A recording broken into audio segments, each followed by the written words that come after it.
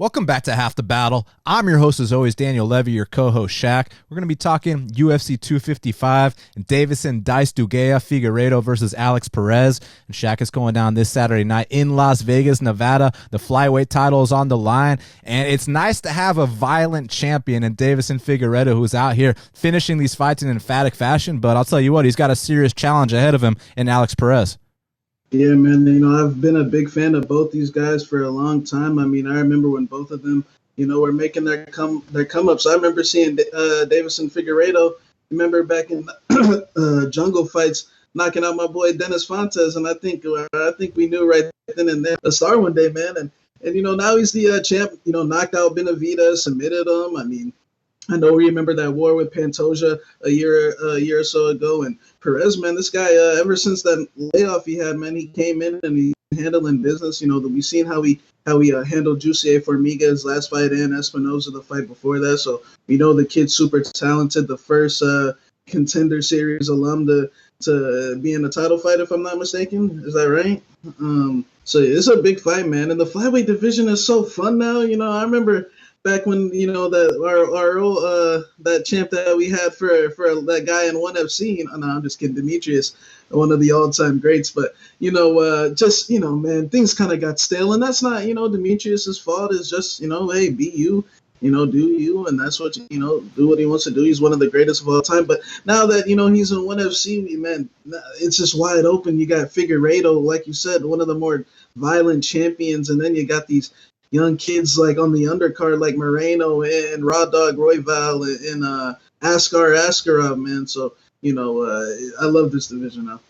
It's just nice that we got a champion that's out here being violent. You remember, like, no disrespect to DJ, he accomplished some great things, but you remember when he was champ, they were talking about shutting down the flyweight division. They had enough of that shit, but with Deiveson, he really brought some life back to that division, and now young up-and-coming flyweights have something to aspire for, and they can see that, hey, this is a division that's going to stick around, and you can be a violent champion. You can be a guy that's out here finishing fights and really bringing the excitement back to the flyweight division. So I actually think that started with Henry Cejudo, because you remember when he knocked out TJ Dillashaw, but Deiveson Figueiredo is definitely following in his footsteps, and it's amazing to see. Yeah, and when he beat Demetrius Johnson, you know what I'm saying? It's unfortunate we didn't get to see the trilogy, but hey, they did the trade, and if that wouldn't have happened, we wouldn't have had hashtag 5 seconds. So I guess it all worked out in the end. Listen, according to quote Chris Lieben, he went to Japan where the competition's a little easier. So, I don't blame him. But look, all bullshit aside, is he fighting Lineker soon? Nah, that's he doesn't want that fight. He's gonna fight a couple no-names instead. But he's gonna fight a Jap instead. Yeah, you already know the deal. But oh listen. My God. So we're going to break down this card start to finish here in a sec, but first up we got to let the fans know that support for Half the Battle is brought to you by Manscaped, who is the best in men's below the waist grooming. Manscaped offers precision engineered tools for your family jewels, and Shaq, you already know the deal. You don't want to deal with any grooming accidents. You want to make sure if you got a girl coming over, you got to make sure she lets her friends know that you're well kept, you're well groomed, you're Manscaped, and that's why Manscaped has redesigned the electric trimmer. The Manscaped engineering team has perfected the greatest ball hair trimmer ever created and just released the new and improved Lawnmower 3.0. And their third-generation trimmer features a cutting-edge ceramic blade to reduce grooming accidents. And when I tell you this is premium, I mean premium. The battery will last up to 90 minutes so you can take a longer shave, and the waterproof technology allows you to groom in the shower as well.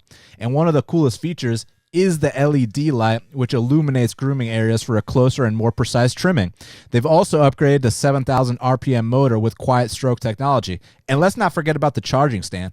Show your mower off loud and proud, because this intelligently designed stand is a convenient charging dock powered by USB. And if you're listening to me speak right now, I want you to experience it firsthand. Let's get that bush to tush clean. Get 20% off and free shipping with the code BATTLE20 at manscaped.com. Make your testes their besties. That's 20% off and free shipping with the code BATTLE20. All caps, BATTLE20 at manscaped.com. That's 20% off with free shipping at manscaped.com with the code BATTLE20. Your balls will thank you. She'll thank you. And Shaq, the fans already know the deal. You buy that Manscaped, you buy from Manscaped and use that promo code BATTLE20. You send us a screenshot. We'll match it with the Best Fight Picks package.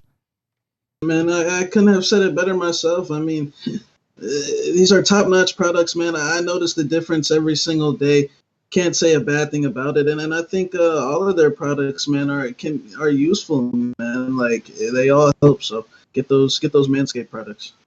That's right. Go to manscaped.com and use that promo code BATTLE20, all caps BATTLE20 for 20% off and free shipping. Now, Shaq, let's get right down to business because first up in the welterweight division, we got a matchup between Louis Cosce, he's 7-0, and Sasha Palatnikov is 5-2. Currently, they got Louis Cosce minus 410. The comeback on Sasha Palatnikov is plus 330. I think this is an exciting fight, man. These two are probably going to stand and bang until one man falls. You know, Louis Cosce, all his wins, all his fights are him winning by first-round knockout. And with this kid Palatnikov, he's knocked some people out as well. One thing I'll give an edge to for Palatnikov is the fact that he's been past the first round in a pro fight. He's won a couple decisions. He's also lost to some tough competition. You know, he got knocked out by Munir Lazez, who looked amazing in his UFC debut. And he also lost to that guy that fought William Knight on Contender Series. Remember that first guy William Knight fought that like took his back a bunch of times and then eventually lost in the third round? Sasha was in there with that guy, but I think Louis Cosce might be the more explosive guy, might be the harder hitter, so I'm going to roll with him to get another first-round knockout. It's just I wouldn't quite lay the chalk at this number because we don't know what happens if he goes past the first, and you know he's not quite proven. Both guys have had less than 10 pro fights, but I'll roll with the favorite, Louis Cosce, to get it done. Yeah, you know, I'm going to go with Cosce as well. You know, I just see him coming out here, putting the pressure on this guy and getting the early knockout. You know, I know he's been training at Alpha Male, and you know they're on a roll lately. So you know I'm gonna go with the Cosce. When is his brother fighting? He was supposed to fight Dalby, but he pulled out. Oh yeah, okay, yeah. So it was supposed to be on this card, right? Yeah. Yep. Yeah. Now next up in the middleweight division, we got a matchup between Kyle Daukaus, he's 9-1, and Dustin Stoltzfus is 13-1. Currently, they got Kyle Daukaus minus 310. The comeback on Dustin Stoltzfus is plus 255. I think this is a great fight, man. Actually, it's interesting because odds makers were saying minus 150 for Kyle Daukaus on the opener, but the public steamed it all the way to minus 310. They're showing no respect to the German Stoltzfus here. How do you view this? Do you think it's one-sided, or do you think this is going to be a fun competitive matchup? Yeah, man. You know, this is an interesting matchup. You know, I did do some digging because, man, the guy Stoltzfus, well, he's actually from Pennsylvania, but man, I was actually impressed with this Contender Series fight. I know it kind of ended in a weird way with breaking the dude's arm, but hey, I mean, his arm got broken due to fighting Dustin Stoltzfus. You know what I'm saying? And it was a nice slam. And you know, Daukaus, I like him. Turns out Big Bro might actually be better than Little Bro, because you know Big Bro's out here smoking people in no time. But you know Daukaus, man, I like the kid. I think he's talented. I just don't think people should be putting this much confidence into him in this spot, man. Stoltzfus is super experienced, and look, yeah, Daukaus is. I will say, yeah, he's the more well-rounded guy. And he's got better striking, and Stoltzfus is a little stiff and he gets hit. But man, Stoltzfus is a little specialist, and I've seen him knock dudes out before. And Daukaus's wrestling is what really, you know, makes me hesitant with him in this spot, man. He likes to, you know, rely on the submission ability a lot and go to his back, and you know, in some of these fights I've seen him get wobbled. Man, I forget who, but in Cage Fury, man, he got wobbled against somebody. The dude that Antonio Arroyo fought this dude too on Contender Series, man, I forget his name, but guy with cornrows, but yeah, Regman, and Regman wobbled him, and then the Brendan Allen fight, you know, a similar, you know, grappling style, you know, he struggled with that as well, got dropped with a knee. I like the kid. I think he's scrappy, and I think he's very tough, and I see why he's favorited.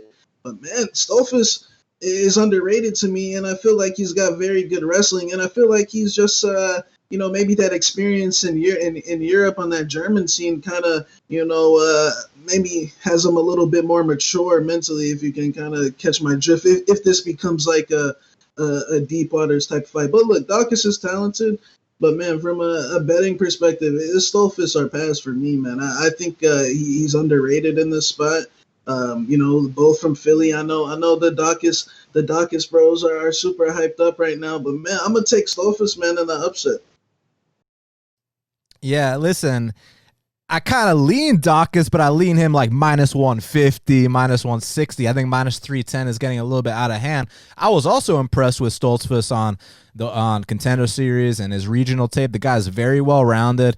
And Daukaus, listen, man, he's one of these guys. He's very long for the weight class. He's 6'3". He's very durable. He can take an ass whooping. I hope that they have, some scrambles on the mat, because that would be very, very exciting to see. I'm curious who would get the better of that if they did. And then on the feet, man, it's tough. This is a tough fight to call. So I agree. It's a dog or pass situation. I'll slightly lean Daukaus, but I don't think he's going to look minus 310 in this spot. I think it's going to be a close back and forth fight where he might be able to kind of edge out a decision, maybe get one more takedown, maybe get one back take to kind of seal it on the judges' scorecards. But I view this being a very close and competitive fight, and I wouldn't be surprised if it went either way. Now, next up in the welterweight division, we got Alan Brahma Jouban. He's 16-7. He's welcoming Jared Nite Gooden, who's 17-4, to the UFC. Currently, they got Alan Jouban minus 150 and Jared Gooden is plus 130. So I know the fans have been waiting for this breakdown for a long time. Shout out to my boy Nite. Got to represent the old school choo-choo Nite shirt from back in the day. So listen, I'm just going to give the fans a heads up. I'm very biased. Jared Gooden is a friend of mine, is a friend of Shaq, is a friend of ours. And I mean, when I say friend, I don't mean I sent him a message one time and he liked it. I mean, this guy's been to my house multiple times. I look out for my boy Jared Gooden. So I've been hearing a lot of shit that people have been saying about him, and I'm going to address that in a sec. But first, I want to talk about Brahma Jouban, because Alan Jouban's a guy I've had a lot of respect for a very long time, man. I mean, I remember when people used to give Alan shit for being a male model, and I was always like, why would you give him shit? Are you jealous? Because the way he fights like a fucking man. I like Alan Jouban. I've always been a fan of Alan Jouban, and he's a guy I always enjoy watching, and he's a guy I got a lot of respect for. But he's also a guy that turns 39 in a week from now. He's also a guy that if you listen to all his interviews, he's saying that, listen, I got 5 fights left on my contract, but I'm not quite sure I'm going to go out here and finish the 5 fights. He's going to take it one fight at a time. He even said that after this fight, he wants to sit down with his coaches and have a real hard look, like have a true assessment of what his performance is like. So in other words, Brahma is 1 or 2 fights away from retirement. He even said he was unhappy fighting a newcomer. He wanted to fight guys like Carlos Condit and Matt Brown, fellow veterans. So listen, but as far as Jared is concerned, so I've been hearing a lot of bullshit about Jared's first round or bust. Oh, really? So explain why he's got a bunch of third-round finishes on his record, like third-round flying knees, third-round Superman punches. Explain why when he went 5 rounds with Mike Graves, who, by the way, beat Vicente Luque and Randy Brown, Jared won the 4th round in that fight. So how the fuck is he first round or bust? And I've seen him win decisions in LFA too. Shout out to my boy Mike Graves. What's he been up to? Man, it's too bad about the shit that people heard about with Mike Graves, because he's actually a really nice guy. You and I know that firsthand. But man, he won a couple fights and then he fell off the radar. No one ever heard from him. I think he took a fight. Does he got one coming up? Yeah. Let me look that up, because Mike Graves is actually a really nice guy. He's got a fight coming up next week, actually, or maybe even this weekend.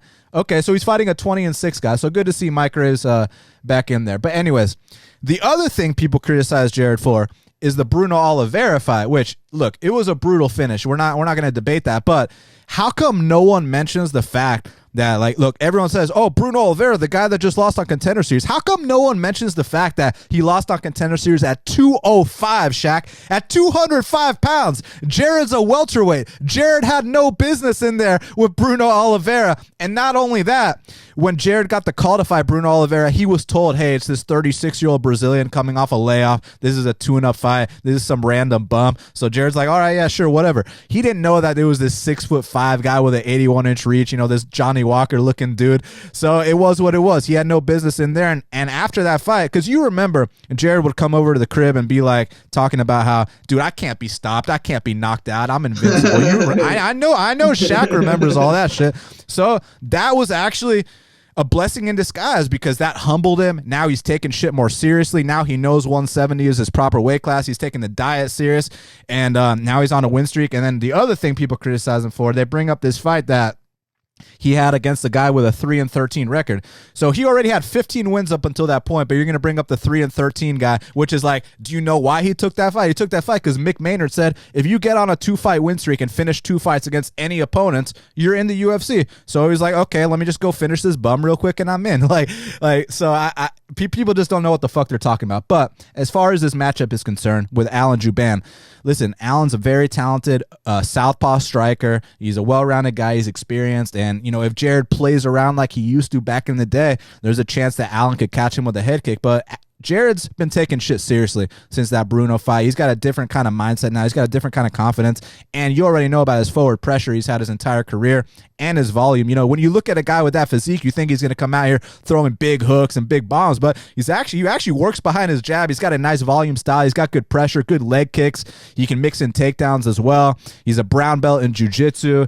I think, and he's 12 years younger than Alan Jouban as well. I think this is a good matchup. Actually, when we were talking about who do we want Jared to fight for his UFC debut, Alan Jouban was one of the names we mentioned. You know what I'm saying? So I'm very happy with this matchup. So I think Jared comes out here. I think he knocks out Alan Jouban in the first round. I think he gets a $50K bonus, and I think people are gonna start talking about Jared Gooden in a higher light. So I got Jared Nite and Gooden to beat Jouban in his UFC debut.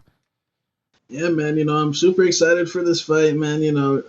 Obviously biased. And look, I'll just say the facts. Look, Jouban, he's a straightforward, exciting southpaw with the left kick, the straight left, the left uppercut, all those, left side shots. And we know that he's aging, but progressively I see a guy that is trying to be less exciting. Look at his last fight, Dwight Grant. He kind of backed up and, the action was kind of slow. And let me just go through the list of vicious knockouts and mixed in with the age. Remember the Albert Tumenov knockout loss back in the day? Even in his wins, I know you remember that Seth Brzezinski fight back in the day, that he got that knockout in. But you remember he was on the ropes, shortly before that. And then I know the Ben Saunders fight, although it was a good win, there were some shaky moments, some shots that he took where it was like, okay, he is getting on the tail end. And it's not surprising, man. Look, he's had a great run, beat Mike Perry. It was Mike Perry's first loss. But, man, I see this this matchup just being like a good spot where, you got the big age difference between the two. Jared's like my age, and Jouban's 39. Then you got the fact that Jared has a volume style and Jouban gives up the center pretty much every single fight. Just watch his last few fights. He's getting pushed back the entire time. My boy Gunnar Nelson is out here, having him, doing the whip and the nene and the stanky leg. And that's not the only time. What about the time down in Mexico City when Nico Price had him doing the whip, the nene, and the stanky leg? You know what I'm saying? There's been plenty of moments. It's more than like 4 or 5. You know what I'm saying? So, Jared, a lot of. I feel like he could be an example of, sometimes you see these dudes on YouTube, a little briefly, and you're like, this dude ain't that good. But, when he gets in the UFC, it's a little different. And I feel like that's probably going to be the case here, man. I feel like we haven't seen anywhere near the best version of Jared just because, I do know, some behind the scenes things going on. And, let's just say,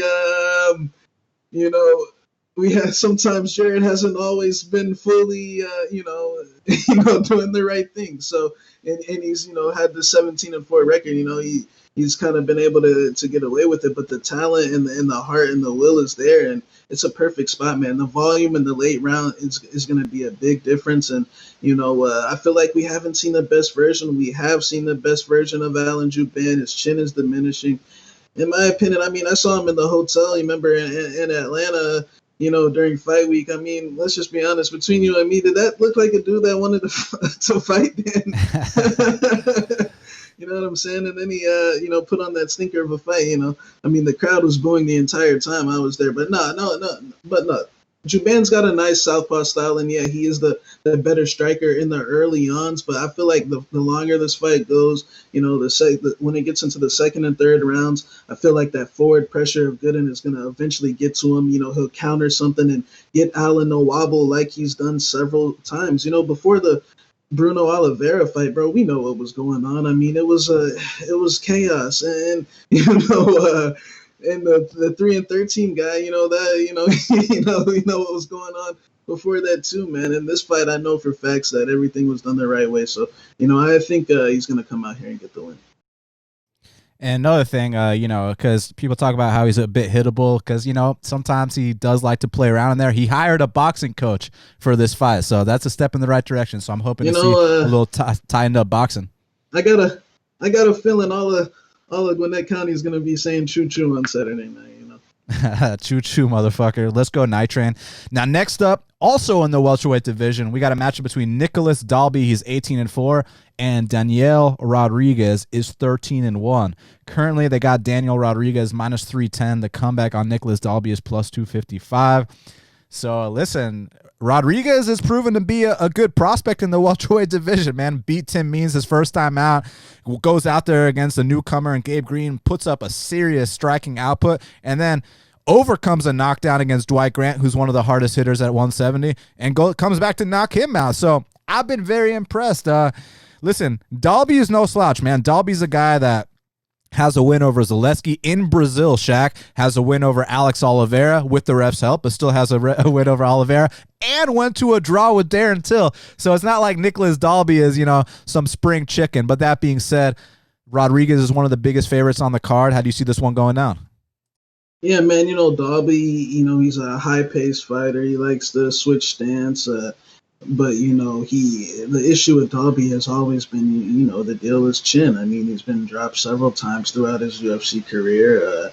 The last one was very vicious, squared up his stance. And it's been an issue even back when he was making his comeback, in Cage Warriors, like against guys like Carlo Pedersoli and, I forget the dude's name, Ross Houston. I mean, these are fights where, he's getting dropped back and forth, and he was able to pull out the wins. But against my boy D-Rod, there's not going to be none of that going on, man.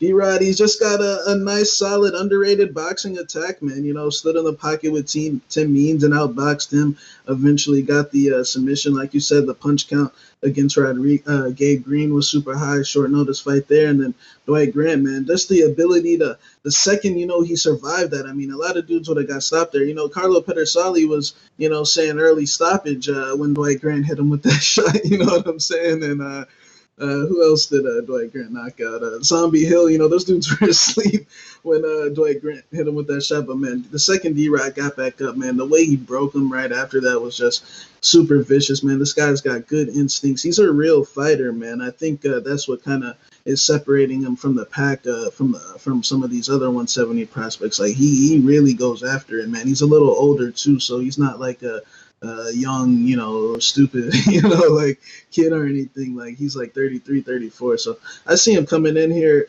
Dalby is going to come in with a good game plan, like he always does. But the second D-Rod finds a home for that left, he will feel it, just like he felt it against Zach, just like how he felt it against Till, just like how he felt it against Ronson. I mean, that Ronson fight was Sabata. Just like how he felt it against Peters. So, just like how he felt it against Carlo Pedersoli. So, I see D-Rod coming out here and getting a finish win. Yeah, I mean, look, one of the things that made Nicolas Dalby so exciting was that, like, he was that dude that you'd be able to, like, hit him with a baseball bat and he'd keep coming forward. So it made for great fights. I mean, you guys remember the Darren Till draw where he got floored in that first round and comes back in the third round and gets a 10-8 and got the draw. That was one of the best fights of that year. But, man, progressively, he hasn't fixed up that, striking defense hole in his game, and he still gets clipped, but now he's not recovering as much, you know what I mean? So like you said, I could see it going. I could see it being competitive in the early going until D-Rod lands that fight-ending blow, and when he does, I'm not convinced that Dalby's getting back up. So I'm gonna go with Daniel Rodriguez to make it 4-0 in the UFC, and I'm looking forward to see who they match him up with next. Speaking of Jesse Ronson, you heard he popped. Yeah, I'm trying to figure out, was it in competition or out of competition? Like, are they going to overturn that win or not? Nah, it's out of competition, so. Okay, you know that dude is like one of the biggest self-sabotagers I've ever seen in my life. Like, now he's suspended for 2 years. Holy shit. Like, before the Dalby fight, he was supposed to fight someone else. I don't know if it was Carlos Diego or someone else, and like he had a botched weight cut, so that they cut him again. Yeah, it was somebody. Yeah, he was supposed to fight Carlos Diego, and then Kyle Nelson fought him, and then then he was supposed to fight somebody else. I forget. So yeah, I mean, at least they didn't take away that $50K bonus from Ronson. So at least he still got his biggest career paycheck today. So he's getting that respect. It's funny. You don't get the $50K immediately after. It takes a minute. Someone else. Yeah, it's been enough time that hopefully he got it. Because man, could you imagine they overturn that win, take away his win bonus and his $50K? That would suck, man. That would really suck. Remember when Pat Healy lost all that money that one night back in the day, and they gave it to Caraway? Yeah, how could I forget? And then Caraway started making some smart ass comments like, I didn't tell him to smoke weed. I was like, yo, Brian, just take the money and shut up. Yeah. Shut up. But yeah, I mean, hopefully, Ronson can fight this off and have it not be that big of a deal, but we'll see what happens. Anyways, next up in the flyweight division, we got a matchup between Antonina Shevchenko, she's 8-2, and Ariane Lipski is 13-5. Currently, they got Antonina Shevchenko minus 160. The comeback on Ariane Lipski is plus 140. So this actually opened a dead pick'em, maybe even a slight lean towards Lipski. Man, this is a tough one to call because it's like, that path to victory is there in terms of like taking down Shevchenko. Her takedown defense is pretty bad, but like the people that have exploited that are like Roxanne Modafferi, who, also beat Macy Barber and Andrea Lee, and Chookagian, who was ranked like top 3 in the world at the time. Do you think Lipski, with that fucking coach she has, the deal, Shaq, you think they're smart enough to get this game plan going? That coach. It's funny because that coach, he's actually possibly might be heading in the right direction. I looked at Lipski's IG. They did bring in my boy Cejudo to teach her some wrestling. Okay. Cejudo was down there. You know what I'm saying? She's been training with Jennifer Maia. You know what I'm saying? So she's getting in some good training. And man, look, I know y'all have heard me shit on my girl Lipski, but look, maybe things are turning a little bit, man. I feel like maybe some of these, they put all these pressures on these prospects sometimes, man. They give them commercials before their debut. They the KSW hype machine, and look, she was a product of it, and we know that KSW, they kind of do pad those records down there, and hers was a case of one of those. But look, I feel like now we can say she's paid her due. She took her lumps in the UFC. She took those 2 ass whoopings, and she took them. The third performance wasn't that great either, but hey, Ariane Lipski pulled off a knee bar her last fight, man. That's got to be some type of involvement, and in the right direction. I mean, Ariane, she had to think to do that, man. So I feel like she is getting more comfortable, and I think that there's a chance that maybe the pressures were just too much, and we might start to see better things from her moving forward. I feel like as far as the striking goes in this matchup, yeah, Antonina's very disciplined. She basically like her cousin. Her sister Valentina. With the straight left and in the clinch with the knees and in the basic kickboxing things. But I think that Lipski's got power in her hand. She moves forward, and I feel like she is willing to brawl. And she has been outstruck by McCann and JoJo 100%. And there's a chance that happens here. But man, I gotta feel like if I'm a coaching staff, just knowing Antonina is like, bro, let's come in with the switch up and let's go for the takedowns. You know what I'm saying? Like, as simple as that. Like, fuck this thing. Let's come in like Chookagian. Going into that fight, Chookagian, if I'm not mistaken, had landed 0 takedowns, in her UFC career, and what did they do? They were like, yeah, let's just let's just go for these takedowns. You know what I'm saying? You remember when Park fought what's his name? Fucking John Phillips, and he had never gotten any takedowns before. But hey, you about to start getting some now, you know what I'm saying? And I think that's what Lipski and them are probably going to try to do. I've never been high on Antonina Shevchenko. I mean, and that's just a fact. My gut feeling about her has always just been complete fraud. I think, her striking is good, but I just don't think it's anything like, to necessarily like blow your mind. I feel like her ground game is completely doesn't exist, and I feel like she can be broken too, man. And I just like no performance. The Lucy Pudilova fight, I don't know what the hell, like ever since that Aldana fight, bro, she's just been completely in the shitter, man. Like, it was completely one-dimensional on her side, forcing the takedowns.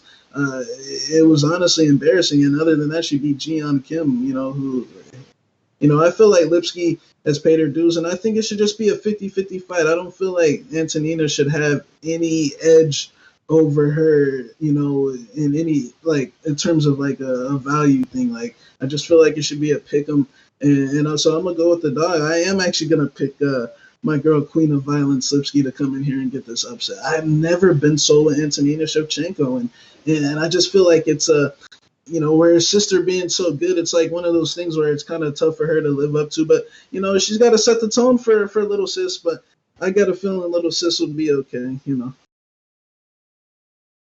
Man, this is a tough one for me to call just because of the reasons you mentioned in terms of, like, can we trust Lipski to come out here and follow the right game plan? Now, I know in the Jong Young Park situation, we were able to trust him to do it, but he actually did do it the fight before. He took down Barrios like 5 times. He also boxed with him. Whereas Lipski, according to the stats, she's basically landed 1 takedown her entire UFC career, and it was against Joanne Calderwood in her debut. Doesn't mean she can't do it here. I mean, there's a big path to victory, but I feel like if she tries to test out her stand-up, that she kind of will get picked apart here. I mean, on the feet, she's got power for the women's division. You got to give her credit. She did have a bunch of one-punch knockout power. A bunch of one-punch knockouts on her regional footage, and she's dropped girls before, so maybe she can clip Shevchenko. But I think Antonina probably picks her apart standing. It just comes down to, is Lipski on the level to where she can exploit that horrific ground game? Because, when like Pudilova tried to take down Shevchenko, Shevchenko was actually able to reverse the position, take her back, and choke her out. So it's like you have to be a certain level, because the people that have exploited it, Roxanne Modafferi, she's a black belt, and Katlyn Chookagian is top 3 in the world in that weight class. So I'm not sure, but I do think it's a dog or pass situation. I do agree with the fight being a pick'em. So at the betting window, it's Lipski or pass. But as a pure pick, I'll slightly lean with Shevchenko, because I'm just not sure if Lipski's going to shoot or not. If she shoots, it could be an easier path to victory. Now, next up in the middleweight division, we got a matchup between Joaquin Numanza Buckley. He's 11-3, and Jordan, the Beverly Hills Ninja, Wright, is 11-1. Currently, they got Joaquin Buckley minus 250. The comeback on Jordan Wright is plus 210. So, Shaq, I mean, listen, Joaquin Buckley should definitely be favored here. He's a very aggressive guy, hits really hard. The thing is, should he be favored this much? And the reason I say that is because you already know about this thing where we're about to name it the 50K curse. And what I mean by the 50K curse is that some of these guys, they get that 50K bonus, and all of a sudden they think they don't got to train anymore. All of a sudden they think they're invincible. And this guy didn't just get a 50K bonus. He got what many people consider to be the knockout of the year. Now he's on Ariel Helwani. Now everybody gives a shit about him. Now, people are kissing his ass. So has he took his foot off the gas at all is what I'm trying to figure out here. Because if he has, listen, Jordan Wright, he ain't the best. And you pressure Jordan Wright, he will break. But the kid's got some nice spinning kicks, and, he's a big boy. So if Buckley didn't train for this one, there's a chance he could get upset. But if Buckley kept his head on the grindstone and didn't take his foot off the gas just because he got a 50K bonus and isn't slacking off, he should win, man. He's got too much pressure. He goes forward, which is the style to kind of break that kind of karate taekwondo style. You got to get right in their face, and that's exactly what Buckley does. He loves to get right in your face, and more so than that knockout he got against Impa, I was actually impressed. He went out there, he double-legged Impa. Like, it looked like prior to the knockout, he was actually the better fighter, which I was surprised about. And against Holland, even though Holland kind of gave him a tour, like he was at least going after Holland. So I think if he goes after Wright the same way, he can put him away. And I think the UFC are kind of trying to, not necessarily give him a softball, but kind of let him get another highlight reel knockout and kind of build this kid up a little bit, instead of rushing him up to another Kevin Holland after that win. So I'm going to go with Buckley via knockout here. Yeah, man. To be honest, coming into the fight, I was thinking, Beverly Hills Ninja. That guy is a complete joke. But, man, to be honest, since the Fluffy Hernandez fight, I actually like what I've seen. I mean, dude's definitely improved. He's definitely been putting in that work. I know he's been training with John Jones and Dontel Mays. I hear he's been riding in John Jones's and all his cars and stuff like that. John's been giving him tips. So, and I hear Anthony Hardknocks is coach back home too. So Beverly Hills Ninja, man, he's actually improved a lot. I'm not going to lie. I was thinking it was about to be an easy win for Joaquin possibly, and it still might be, but I was thinking it was going to be like a first exchange type of win. You know what I'm saying? But, look, I like Joaquin Buckley a lot, but I still think that, he's still like, what I'm saying is I feel like there's a chance that Impa Kasaganai, not that he's not ready for the UFC, but, it's just, Impa looked super slow and hesitant. And it's something you come to expect with guys that young in the game who have only been pro for like not even 2 years. You know what I'm saying? Eventually they're going to have an off night. Beverly Hills Ninja, He's very experienced, paid his dues with that KO loss, has a bunch of fights in LFA. So I kind of do view him as better than Impa Kasaganai. No offense to Impa, I think he's got a bright future ahead of him, just as of currently. You know what I'm saying? Impa Kasaganai's only got 7 fights, and Maki Pitolo honestly in UFC level. So I feel like Buckley still got something to prove, and the only thing that worries me with this fight is him backing up. Because, I mean, how tall is Buckley? 5'9"? He's a short middleweight, man. 5'9", 5'10", not very tall. And Jordan Wright's 5'10", and Jordan Wright's 6'2"? Yeah, 6'2". Yeah, 6'2". And I do see openings for knees. Buckley likes to duck his head down a lot pretty much before everything that he throws, and Wright has the spinning kicks as well, and he does throw the up the middle knees, man. So I kind of I was like, damn, I don't know, this might be a little bit of a tougher fight, but I do agree. And look, I'll tell you, Joaquin has been training because he's been putting in work with Chaos Williams in Detroit, because those are the people that cornered him for that fight against Impa Kasaganai. Was Chaos's Williams team. They were cornering Daquan Townsend that weekend against my boy Dusko. And they cornered him for that fight. So after that knockout win, he went to Detroit. He's been training with Jamal Hill, Chaos Williams, that gym. So, he's getting in some good work. And I feel like, and one thing I like about Joaquin, man, there's no denying the kid fights hard. I mean, he fucking fights hard. I feel like he's got that edge over Beverly Hills Ninja Jordan Wright, as where Wright just has more physical advantages possibly. I'm gonna take Joaquin, but I think it's gonna be a dogfight, man. I think I've seen Joaquin get knocked out before too. Not by Kevin Holland, but by someone else, and I feel like it could be a tougher fight. But I think that Joaquin's got slightly, more drive, slightly a little more just moving forward, throwing more punches, but at times, you can't forget that at times, man, he kind of does overswing and kind of overwork himself at times. So I'm very interested to see what happens in this fight. But I'll take Joaquin by decision. Now, next up in the flyweight division, we got, I think, a #1 contender matchup between Brandon, the Assassin Baby Moreno, or as I like to call him, you disrespecting my boy Askar like that? Matter of fact, my boy Askar said on Twitter that he was like, he says, well, firstly, that Moreno is running from him. And then he said that Moreno took an easy fight this weekend. So, he said that, so that's what he thinks about Royval. He said Moreno took an easy fight. Didn't Moreno drop Askarov with a head kick? How the hell was that fight a draw? But anyways, we got Moreno, the I like to call him the assassin adolescent. He's 17-5, and he's taking on Brandon Raw Dog Royval, who's 12-4.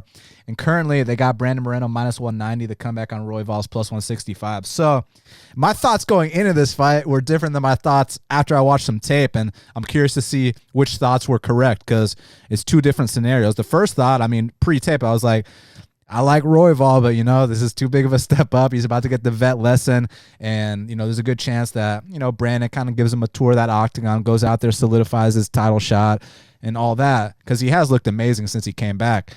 But then I watched the tape, and it's like, Royval looked amazing in that Kai Kara France fight, man. Like, I know the Elliott fight, that was on short notice. He didn't look the best there, but with a full camp against Kai Kara, dude, he looked incredible, and he was throwing for every single second that fight lasted. So I was super impressed with that performance, man.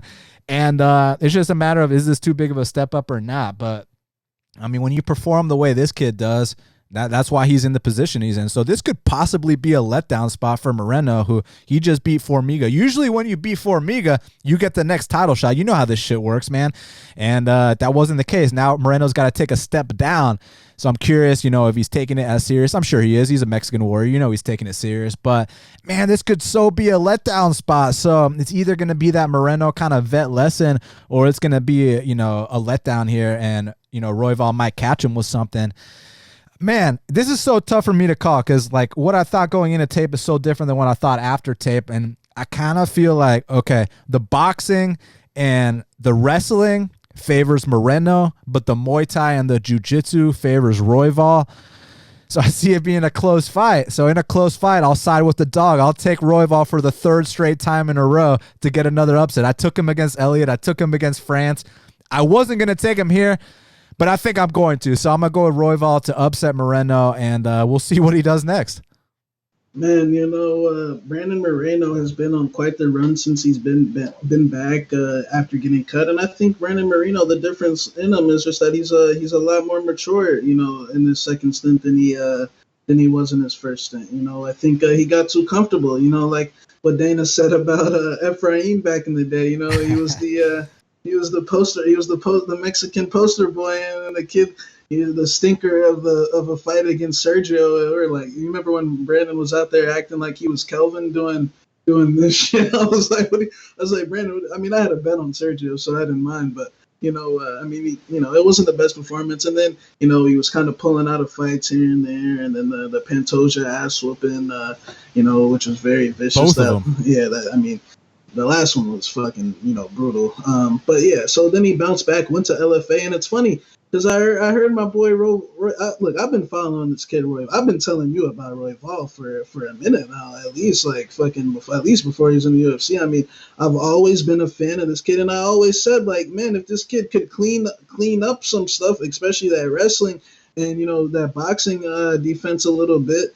This kid has, like, I haven't seen, like, I would watch his fights on the LFA and I'd be like, damn, this kid is out here, like, taking chances, man. Like, fucking, like, this kid's out here jumping for flying arm bars and flying knees and, like, these spinning elbows that he can land. And, what really sold me on him, I knew that he'd be in the UFC was that Casey Kenny fight because, Casey Kenny's, in my opinion, a top 15 guy at bantamweight, and Casey Kenny, look, he beat Royval's ass that night, but Royval just wouldn't quit, and it even got to the point where, like, you remember when Manny fought Pitbull, and like Manny was kind of chasing him, and Pitbull kind of had to run away with his back turned at times. You know what I'm saying? Like, it got to that point in that fight too. Like, Casey was like, damn, bro, like, I've hit this kid with like every single shot, and he won't quit. And he's throwing up triangles, he's throwing up arm bars, and he cut Casey wide open with a spinning elbow after Casey hurt him. Like, Royval is madness, man, and that willingness to take chances and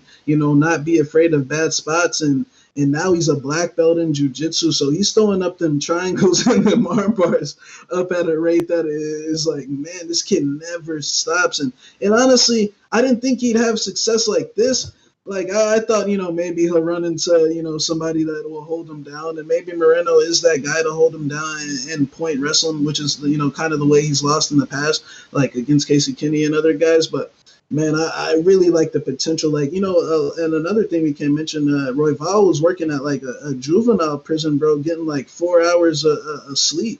and now he's got a full-time, he's a full-time fighter now, man, and I feel like that might possibly be the reason why he looks so much improved against Kai Kara-France and was able to get him out of there in the fashion that he did, because now he doesn't have that job over his head. But Moreno, look, man, Moreno's an elite 125er, and I think that, look, we can't forget that, Moreno's probably saying, look, bro, I already exposed Kai Kara-France, you know what I'm saying? He was like, bro, I already whooped Kai Kara's ass, bro. Like, and Moreno did, and look, Moreno's just solid everywhere. He took down Askarov. He, in that fight, the reason why I feel like they probably scored it a draw was because Askar had like 4 takedowns, but yeah, I did feel like Moreno did enough to get the job done. But Moreno's a tough guy. It's going to be hard to beat him. His boxing's solid. I still feel like his defense is a little shaky. He fights with his hands down and he lunges over a lot. And I see a lot of openings for the knees, but there's no denying. I definitely could see Moreno exploiting Royval's wrestling. Possibly he did take down Askar. And he's super experienced. He's paid his dues, earned his way back. He's one of the more experienced flyweights. But this win over Formiga, I'm with you. I feel like it's an even playing field just because I know he beat Formiga, and I know that's why he's a big favorite. But guys, like, Jussier Formiga, like the second he lost that fight to Benavidez, it's over, because look, he's 37 years old, 36 years old. You think at 36, 37 he's out the UFC? Yeah, he's out there. I forgot about that, but I'm saying, like, at 36, 37, you think you're going to work your way back up to a title shot, for the 4th time? Like, hell, bro, it's over. Like, it's about to, sink into retirement is what's about to happen. So, I would love to come out here and say, Moreno, that win over Formiga was impressive. But, in my honest opinion, I think damn near half the flyweight top 10 would probably run through Jussier Formiga at this point. I mean, you saw what happened when Alex Perez fought him. The fight was over in like 2 minutes. Imagine what would happen if guys like, fucking, who's the next flyweight top 10 prospect? My boy David Dvorak, you know what I'm saying? Imagine if David Dvorak kicked them legs, you know what I'm saying? So I feel like this is an even fight, man, and I'm gonna go with Royval. I feel like the momentum's on his side. I'm interested to see if he does get that vet lesson, but I think he catches Moreno with the knee at some point, and just even if it goes 3 rounds, I think that he throws more too. I feel like he's always popping the jab out there, always feinting, and this guy's 5'9", man. He's a 5'9" flyweight, so I feel like that gives a lot of these guys big problems, that length in that range. So we'll see. Now, next up in the light heavyweight division, we got a rematch between Mauricio Shogun Hua, he's 27-11-1, and Paul Bearju Craig is 13-4-1. Currently, they got Paul Craig minus 170. The comeback on Mauricio Shogun is plus 150. So, you know how I've said in the past that if I would have told you 5 years ago that Paul Craig would go to a draw with Shogun, you'd laugh in my face. Well, now I'm going to say, if I would have told you Paul Craig would be a minus 170 favorite over Shogun, you'd fucking fall over and start dying laughing. Well, that's the case now. But, I mean, listen, Mauricio Shogun, or as we like to say in Brazil, Mauricio Shogun, he's getting up there in age. You think he's got enough to muster up one last win here, or you think it's just Paul Craig's time? And this is a good fight. Shogun gets wobbled every single fight. We know that. So, if you're taking that dog shot, just know. But, man, it kind of makes me feel like what I feel about this fight is kind of, I feel like, I just feel like Shogun maybe should still be, like, in terms of the market value, still be line the favorite, or at least, like, slight lean, pick him, just because, look, when you look at Paul Craig's fights, and the 205 division has changed a lot. A lot of these young guys are making their way ups, but, I still feel like, and I'm not saying he hasn't made improvements. His striking has definitely improved, like 100%. And I do think I'm gonna pick him to win this fight. I do think the momentum's on his side. He's younger, fresher. It's just from a betting perspective, on a guy with his style. And just look at what he's been through recently. He fought Alonzo, got knocked out by Alonzo Menifield, who personally I feel like is extremely overrated, at least going into the Clark and the OSP fights, in which he, got exploited. And he's only beat Mamouche, a draw with Shogun, just due to the fact that Shogun just always has to damn near get knocked out. And then he beat Antigulov this last fight. Definitely took care of biz, but those guys suck. You know what I'm saying? I think Shogun would beat those guys too. I feel like Shogun can definitely win this fight. It's just about his chin, and I'm not confident that he is. I mean, he might get knocked out, but from a betting perspective, I say a Shogun or pass. But from a pick perspective, I'm gonna take Paul Craig. I do think he's younger, and I do think he's making strides in his game with the striking. It's just that, I don't feel like his resume is necessarily done enough yet to. But hey, the guy fucking finished Ankalaev. I don't know how, but he ain't gonna submit Shogun. You know what I'm saying? You might knock him out. I hope. Fucking, he ain't gonna submit Mauricio. He might knock him out, but I think it's Shogun from a betting perspective, but Craig from a pick. I'll take Craig. This is a tough one because Paul Craig has been making improvements, especially in his stand-up. A couple years ago, there's no way in hell he would have thrown that big combo in the first round against Shogun. He would have got flatlined. But, man, it sucks to see a guy like Shogun getting wobbled every single fight. But, with his style, I know Shaq remembers when Shogun was 16 years old having those brawls in dudes' basements, fucking on YouTube. I know you remember that shit. And then the Pride days, the earlier UFC days he had, he won the belt. Shogun's a legend, man. He will be in the Hall of Fame for sure. In shoot box back in the day, they just used to show up and fight. Yeah, they don't even stretch or anything. They just throw on the gloves. If there's a mouthpiece, put it on. If not, no big deal. Just scrap, like BJ Penn used to say, So Shogun's a true legend, future Hall of Famer, former champion. But, man, he's still winning fights. You know what I mean? He's on a good run. He's won, 4 of his last 5. Beat Corey Anderson, beat a couple other guys along the way. He's still got that one-punch knockout power. It's just the durability is kind of waning and the speed as well. He's not as fast as he once was. He's not as explosive. You're starting to see the love handles from my boy Shogun. But he still knows how to fight. He's been a fighter his whole life. And with Paul Craig, like I said, the stand-up's improving. But the biggest threat with Paul Craig is he's opportunistic with submissions off his back. He's got a very good triangle choke. But I saw Shogun in his guard for 2 rounds, and he didn't come close to sniffing a triangle choke there. So that's good. But then again, it might have been due to the fatigue of Paul Craig. I'm kind of curious how that fight was a draw. I did not score that first round at 10-8. And the third round, Shogun won. Because they counted that flurry that he had as a near fight finishing thing. And man, these judges, it wasn't though. These judges these days, you just got to be, especially in that apex, man. You got to be very aware. Look, I want another. Oh man, we still got about 20 more minutes. I can go to 2:15. But for example, man, I was watching Calvillo, and before we were talking, right? And personally, I scored at 50-45 for Calvillo. Now, when the scorecards got read, I heard 249-46s, but then I heard a 3-2. I was like, just the fact that someone could score 2 rounds per eye, I was wow, it's crazy. You remember the Pedro Munoz decision? I was no. Dude, what about that Kay Hansen fight? No, wait, what? I was so confident she won. I walked away from the TV. I was like, oh yeah, Kay got that easily. And then I come back. It's you're already clapping the hands and stuff, and they're like, oh.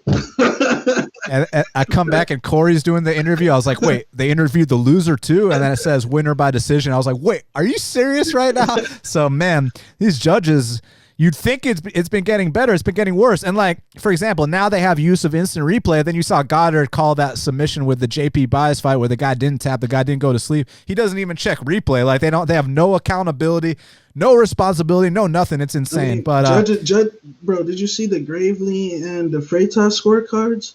Like some of the things that they're trying to, and like, so I did have a bet on RDA, and obviously, I obviously thought I won 50-45 easily, you know what I'm saying? And then turns out I hear a 48-47. Now I'm like, Felder, I'm like, wait, what?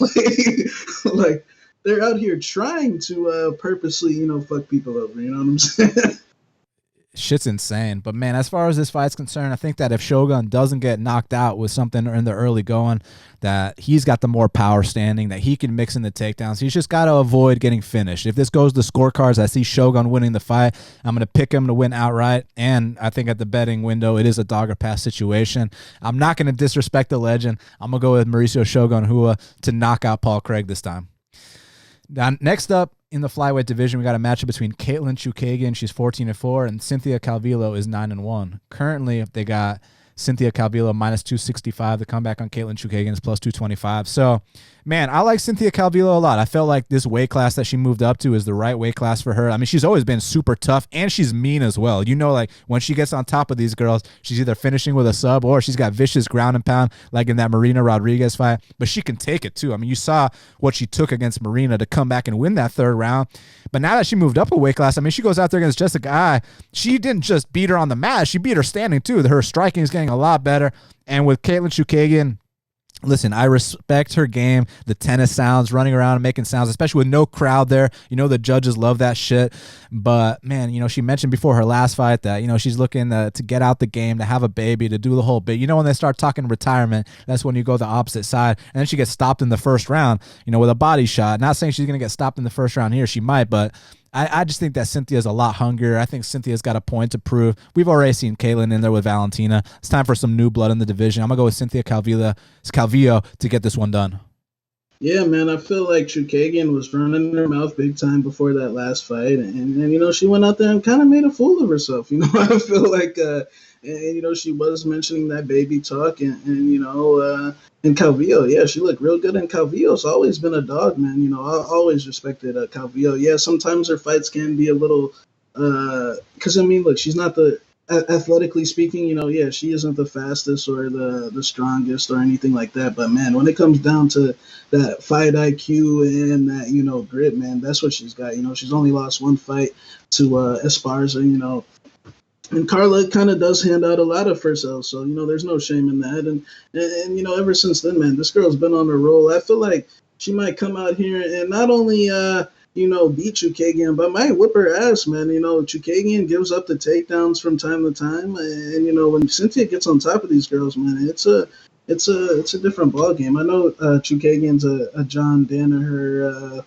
jiu-jitsu, a brown belt or something like that. So I know she's got a good game. And look, if Cynthia wants to stay on the outside and make this a point match, and if she's off a little bit, then yeah, you might start sweating your minus 260. And look, I see a lot of people saying, had Chookagian not get knocked out, in that fashion, that this fight would be lined a lot closer. But Chookagian, she did get knocked out in the first round, so she's been knocked out in 2 of her last 3. You know what I'm saying? She's been finishing to, and not to mention she lost to Jessica Eye. So, I got to go with not Chookagian, but Cynthia Calvillo to get this one. I just feel like she wants it more. And Cynthia's got that real, that Latina fire. She's got that, her and Lauren Murphy, they like to, they both got those potty mouths. I'm liking the top of that flyweight division. Now, next up, we got the featured bout in the welterweight division because Mike Perry, he's 14-6, and he's taking on Tim Means, who's 30-12. Currently, they got Mike Perry minus 150. The comeback on Tim Means is plus 130. So, listen, I know I uncharacteristically took Mickey Gall in the last fight, but there was a reason behind it, man. I feel like Mike Perry is unfocused right now. I feel like he's not training with Julian Williams. He's training with his girlfriend and some random dudes, and all 3 judges scored that fight 29-28. Now, regardless of if I agree or not, the fact that 3 judges scored that first round for Mickey Gall, and Mickey Gall had any kind of success striking, that makes me think that a guy like Tim Means, who's an actual striker, who's an actual vet, can come out here and follow the right game plan to go out here and beat a guy like Mike Perry. The same game plan that Alan Jouban laid out a long time ago. The same game plan that Max Griffin followed. It's just that Tim is getting up there in age, and Tim doesn't take the same kind of shots that he used to. But at the end of the day, in over 40 fights, he's only been knocked out once or twice. So it's not like he's out here getting knocked out every single fight. But there were some alarming moments in that D-Rod fight. But I think D-Rod's a better boxer than Mike Perry. I think D-Rod's also a southpaw. I think he's trickier. But that being said, if Tim Means can just stay disciplined here and, mix in the whole MMA game, light him up standing, parry those punches, throw down the middle, mix in takedowns, do the whole bit, and not get caught with that one big bomb, I think that he comes out here, and I think he beats Mike Perry, man. It's just that Mike Perry, one thing about him, he's a heavy hitter. No matter if he's training or not, he's a heavy hitter. So he hits Tim behind the ear. He hit Tim on the temple. He hits him on the chin. There's a chance Tim could go down. But these odds, I'm willing to take that risk, man. I'm going to go with Tim Means to get it done, and I think he makes it 2 wins in a row here. Yeah, man, I agree. I feel like Tim Means is the better fighter here, in pretty much every single aspect. It's just, like you said, Perry, he is intense. He does have a way of, he is a junkyard dog. He's tough. And Tim's tough too, but yeah, he's getting up there. But in terms of just the overall boxing skill, like, it ain't even close, to be honest. I mean, Mike Perry doesn't move his head. And Mike Perry just, his last fight, he was just able to bully forward against Mickey. And Mickey actually looked pretty good in the early goings. It's just, he can't fight fatigue. He's only got 7 fights, you know what I'm saying? And I think that before that, when look at every time he's fought, Mike Perry's fought lefties. I mean, he struggled. Jeff Neal knocked him out in the first round. And Tim Means, man, surprisingly, he looked really good that last fight. I know Staropoli might not be on Perry's level, but I agree. I think if Tim stays disciplined and, offsets Perry's power with a couple takedowns and just uses it to make him work and get in the clinch and avoid that big, because I don't think Mike can keep up with the volume that Tim throws. I feel like Tim's going to just be popping the jab, straight punches, all night long. As where Perry's just going to be looking to, do what he always do, looking to land a big hook. And I feel like if this goes to the scorecards, that Tim Means will win this decision by, outlanding Mike Perry. It's just, don't get dropped, don't get dropped, Tim, or, you know what I'm saying? And I agree. I feel like D-Rod's got better boxing, and I feel like, who else did he lose to recently? Nico Price. Definitely, Nico's got that knack for doing crazy shit, man. So I got Tim Means as well, man. I feel like he should honestly be the favorite here. And I feel like everything that everyone was saying about Mike Perry, like you were saying, I feel like now this is when it applies. I feel like now you got someone that can actually go in there and get the job done and has the skills to actually go out there and do it. So, and look, Mike Perry's he's a complete idiot. And, he's funny. I like the guy, but, he's showing up to this fight with his girlfriend and Malky and another guy that's not a fighter. So we'll see if he can beat Tim Means with this corner. Because it didn't really shock me. Mickey, I know he can beat Mickey without a corner, but if he can beat Tim Means without a corner, I'll stand up and applaud for him. Co-main event of the evening for the flyweight belt, we got Valentina Bullet Shevchenko. She's 19-3, and Jennifer Maia is 18-6. Currently, they got Valentina minus 1375 to come back on Jennifer Maia's plus 900. Let's just keep it short and sweet. This fight ain't even about who's going to win. This fight is about what method is Valentina going to win by. That's the hardest thing to pick for this fight. Is it going to be a finish? Is it going to be a decision, knockout, submission? Like, what round? Like, how do you what kind of destruction is Valentina going to do? Is it going to be systematic, patient, or is it going to be right away off the bat? Like, what do you think, man? I don't know. I know she's going to whip her ass. It's just, she might do the 50-43 version, the 50-44 version, or she might do the head kick version. I think who Valentina fight last? Chookagian? Yeah, I don't know, but she's going to whip her ass. I mean, they need to what I want them to do is go ahead and they need to give Valentina a real fight, man. Like, it's starting to get to that point where I'm like, come on now. Like, no offense. And Jennifer Maia, I fuck with Jennifer. She actually follows me on Instagram, you know what I'm saying? But, and I wish her the best of luck on Saturday night. But this probably isn't going to end too well. But, yeah, I'm going to say has I've seen Jennifer Maia get knocked out before, actually, by Sheila Gaff. You know, remember Sheila Gaff? She fought in the UFC. The German tank? Yeah, but dude, she knocked Jennifer Maia out fucking cold, bro. It was on. I saw it on Twitter earlier this week, but bro, she knocked Jennifer Maia out fucking unconscious. Like, it was bad. You should look it up. But was it Mr. Honky that posted that, or? I don't know, but fucking, she got it was in Cage Warriors, but like I'm sure it's on YouTube. But like she fucking got knocked out. Like, so she has seen the darkness before. So, but yeah, I'll say by submission.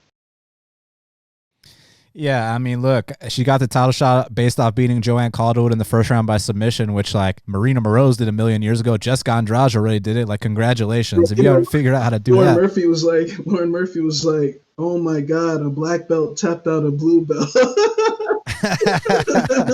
Yeah, I mean, listen, the only way Valentina could lose this fight is, like, if she literally didn't train, which is something she won't do. She's the champion for a reason. She's trained every day of her life. Or if she got seriously injured or like a cut or some bullshit. So aside from a fluke, Valentina's going to win this however she wants. You said sub. I'll say knockout. Watch it be a decision. But either way, Valentina's getting it done.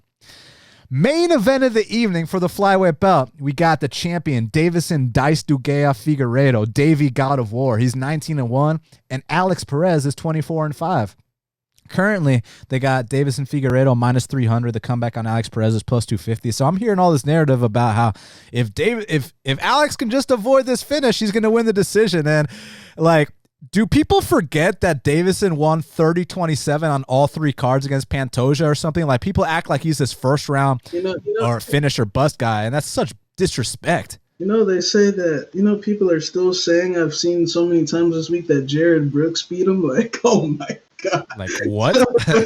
Jared Brooks tried to stall and hump his legs for dear life, and they want to parade around like they beat Deiveson. Like, come on, bro. Yeah, I mean, listen, I respect Alex Perez. I think he's got good calf kicks. I think he's got good power. I think he's big for the weight class, good wrestling background, definitely a very experienced guy. And I think that one day he will be ready for a title shot. I just think that right now it's a little bit too much too soon. I think that Deiveson is primed to be the violence champ at flyweight. I think that he's going to come out here, and I think he's going to be a long reigning champ, honestly. Flyweight division great again? Listen, him and Cejudo made the flyweight division great again. You know what I'm saying? And I think that I know it was a head clash against Benavidez for Alex, but if a Benavidez head clash can put you down, what's going to happen when Deiveson touches you on the chin one time? So, who likes the head clash? I'm just saying, whether it's a punch, whether it's a knee, an elbow, the heel, the knee, you know what I'm saying? A high kick, a submission, even a decision, whatever the case may be, Deiveson's got this one, man. And I'm very excited to see him officially defend his belt for the first time. It should be for the second time. You know the bullshit that went down the first time with the Benavidez fight, but you destroyed him in the rematch. And I heard that he's been using a lot of his money to put it towards a nutritionist. So that's the sign of a future long reigning champion. And still, the flyweight champion, Deiveson God of War, Davey God of War, Figueiredo, he's going to get this one done, man.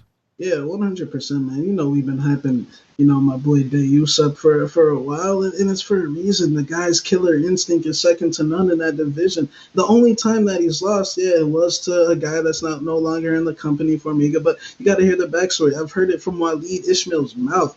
He said that Deiveson, after he knocked out Moraga, low-key went off the deep end. Like you said, the 50K curse. He knocked out John Moraga, and he gained like a bunch of weight.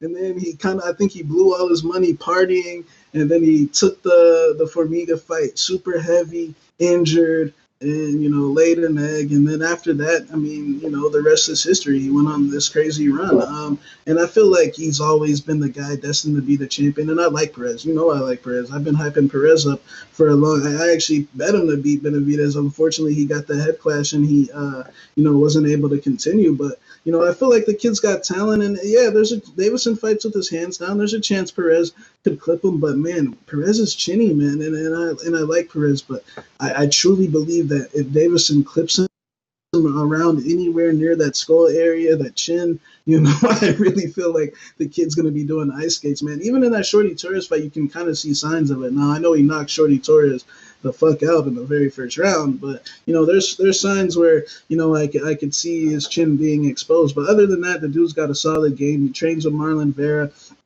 He's been Marlon Vera's main teammate, for a very long time. It's just Deiveson's a different animal, man. And what I've been hearing is, man, Deiveson, like you said, I hear my boy this ain't even gonna be a tough weight cut. Usually the weight cuts is the real fight. You know what I'm saying? Usually, Deiveson's weight cuts are nightmares. You know what I'm saying? But now I hear my boy's been keeping that walking down weight super low. He's been training, and I've been following him on IG, man. They're upping the thing, man. Ever since, well, I don't know how much money he won that night, but fucking, he's got like a private gym now. It's Team Figueiredo. Deiveson Figueiredo is my pick, and let's start this path to making the flyweight division great again, man. I feel like for a long time it was getting super boring. It's great to have a champion like this. Well, Shaq, now we got to talk about the fight to watch and the fighter to watch. So what is the fight to watch for UFC 255?